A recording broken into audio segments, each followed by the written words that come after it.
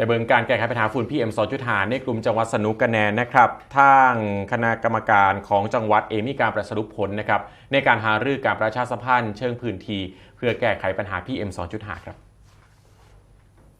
ที่สารกลางจังหวัดสกลนครนะครับนายสลาบุตรสุวรรณจูทะนะครับ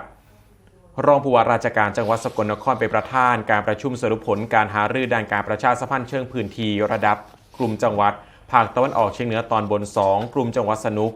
เครือที่2นะครับเพื่อหารือกำหนดแนวทางแก้ไขปัญหาฝุ่นละออง PM 2.5 มีหน่วยงานภาครัฐภาคเอกชนองค์กรปกครองส่วนท้องถิ่นสื่อมวลชน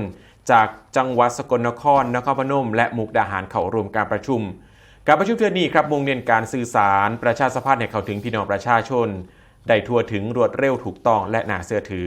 มีการกำหนดแนวทางแก้ไขปัญหาให้สอดคล้องกับบริบทของแต่ละจังหวัดโดยจังหวัดสกลนครมุ่งขับเคลื่อนนโยบายอีสานซีโร่เบิร์นรณรงค์การงดเผาในพื้นที่เกษตรกรรมส่งเสริมรับซื้อเศษวัสดุทางการเกษตรจังหวัดนครพนมมุ่งเฝ้าระวังหมอกควันข้ามแดนเพื่อสนับสนุนการท่องเที่ยวและกิจกรรมส่งเสริมสุขภาพส่วนมุกดาหารมุ่งรักษาคุณภาพอากาศริมแม่น้ำโขงควบคู่กับการส่งเสริมการท่องเที่ยวและกิจกรรมด้านสุขภาพท่านนี้ขอสรุปและข้อมูลจากการหารือมีการจะนำไปรวบรวมเหตุเป็นรูปเล่มเพื่อประกอบกำหนดนโยบายแผนงานและแนวทางการดำเนินงานด้านการประชาสัมพันธ์เชิงพื้นที่ให้สามารถตอบสนองต่อปัญหาและความต้องการของประชาชนได้อย่างมีประสิทธิภาพและอย่างยืนต่อไปครับ